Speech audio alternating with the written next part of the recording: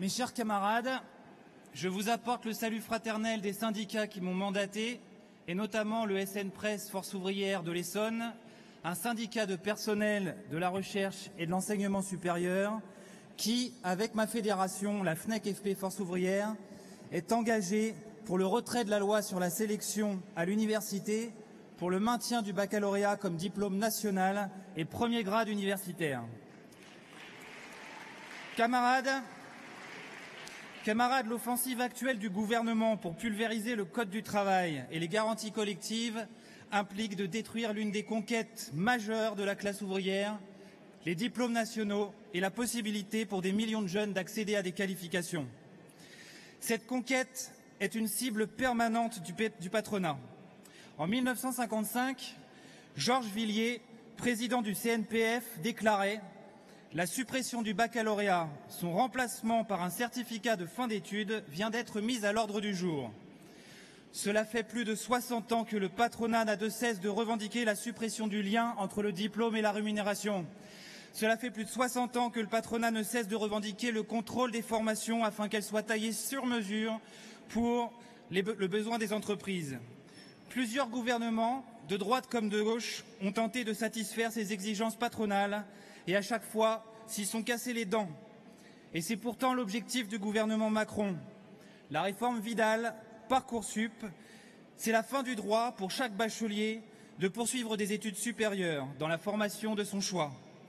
Chaque université pourra définir ses capacités d'accueil sur la base des besoins locaux des entreprises, un arbitraire total reposant sur une mise en concurrence des établissements et conduisant tout droit à la privatisation des universités. C'est l'université réservée à la minorité qui pourra se la payer. Au même moment, et ce n'est pas un hasard, le gouvernement veut confier le pilotage et le financement de l'apprentissage aux patrons au niveau des branches professionnelles, ce qui aboutirait à accélérer le processus de destruction des titres et des diplômes. Et il veut porter la limite d'âge de l'apprentissage à 30 ans. Mes camarades, c'est le retour du CPE. Vous avez tous suivi la mobilisation, les blocages, les grèves dans les facs. La mobilisation s'étend aux enseignants qui sont de plus en plus nombreux à venir dans les assemblées générales. Cette mobilisation s'amplifie. 500 en assemblée générale à Angers, 1500 à Paris-Tolbiac, 2000 à Nanterre, 3000 à Rennes. En exigeant le retrait de la sélection, les étudiants et les personnels se battent pour défendre les diplômes et les qualifications. Ils ne veulent pas de l'avenir que leur réservent Macron et les ordonnances. Ils ne veulent pas de vagues certificats de compétences sans reconnaissance dans les conventions collectives et évalués par les seuls employeurs. Ils veulent des emplois qualifiés. Ils veulent le retrait de ces contre-réformes qui n'ont qu'un seul but, adapter l'école aux ordonnances. Depuis plus de 6 mois, la FNEC FP Force ouvrière est le moteur d'une large unité syndicale qui est un point d'appui majeur pour la résistance dans les universités. L'unité des fédérations Force ouvrière, CGT, FSU, Solidaire, avec les jeunes, est totale pour exiger le retrait de la sélection, le maintien du baccalauréat comme premier grade universitaire et comme diplôme national.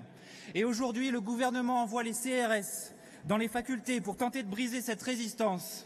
Il choisit l'épreuve de force et la répression.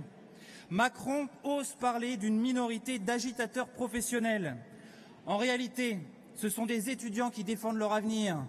Ce sont des enseignants qui défendent leur statut comme les cheminots défendent le leur. Alors oui, toutes les assemblées générales qui se tiennent dans les établissements, dans les universités, ont le regard tourné vers les cheminots en grève. Parce que les salariés et la jeunesse ont intérêt à ce que les cheminots fassent reculer le gouvernement. Cette grève des cheminots qui d'ores et déjà a changé toute la donne pose la question du rapport de force interprofessionnel de tous les salariés publics, privés, appuyés sur leur confédération dans la grève pour bloquer le pays, pour bloquer cette politique. C'est ce que tous les salariés attendent. Mes camarades, rien ne nous sera donné, tout devra être arraché. Vive la FNEC, FP, FO, vive la CGT Force ouvrière.